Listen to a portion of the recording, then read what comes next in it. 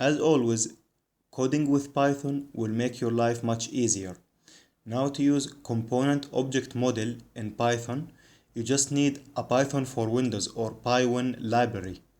Since we already installed this library while creating our previous keylogger, I'm gonna skip this part for now.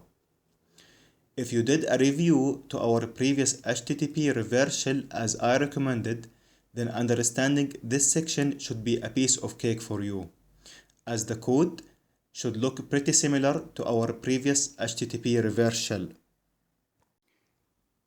Now let's jump to the coding part, and I'm gonna open the script here. Okay, so this is the link again to install the Pywin in case you skipped the keylogger video. Okay, let's move forward.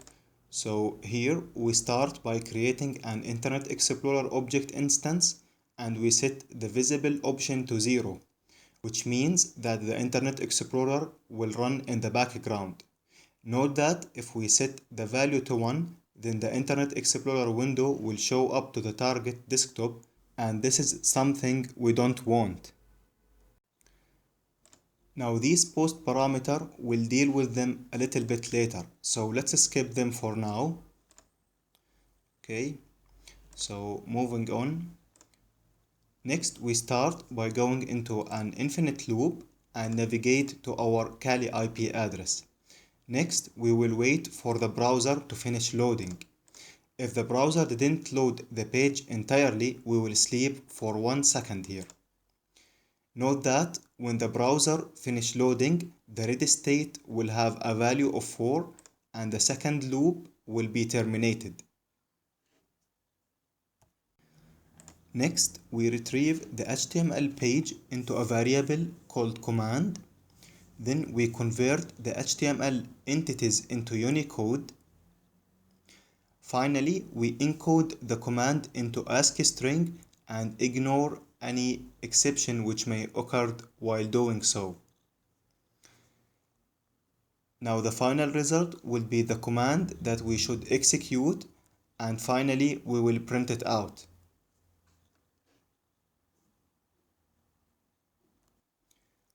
Now, as we made in our previous shells, if we got a terminate command from the Kali machine, we will quit the Internet Explorer instance and break the loop. Now, if the command was not terminate, then we inject the command into a shell and store the result in a variable called data. Now, in order to submit or post the data using COM technique, it requires to buffer the data first. So we used a built-in Python buffer function to do so. Then at the end, we post the command execution result along with the post parameter which we defined earlier. Frankly speaking, I have never used the flags or the target frame, so I set them to their default values. And the main parameter here is the DURL, which defines the destination URL that we wish to submit the data for.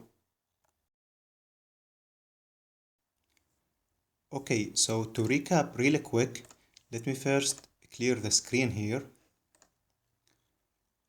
And I will do a little organization for the window. Okay, so to recap, we navigate to the attacker IP. Then we will wait until the browser loads the page. Then we get the command, convert it to Unicode, then to ASCII. After executing the command, we post back the result.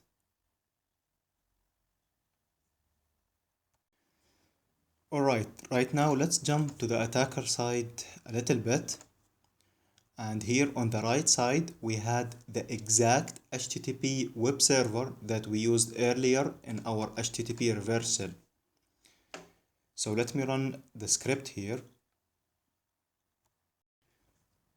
And I will start the script on the target side. Notice once I do so, the Internet Explorer will start in the background, as we can see from the Windows Task Manager here.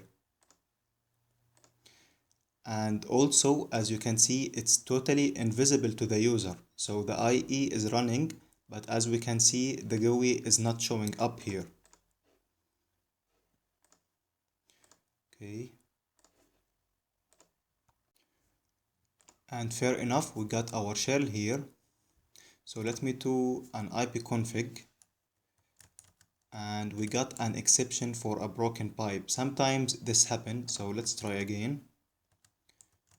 And on the left side you can see we got the command ipconfig normally. Okay, so let's go for directories and current working directory, or cd. Let's go for who am I,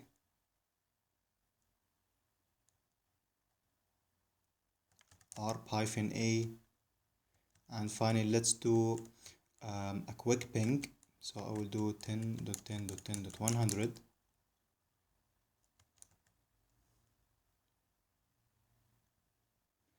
And fair enough, we got our shell fully functional here. Okay, great. So one more time, let me just explain what just happened here. Okay, so our Python script has initiated an Internet Explorer process in the background,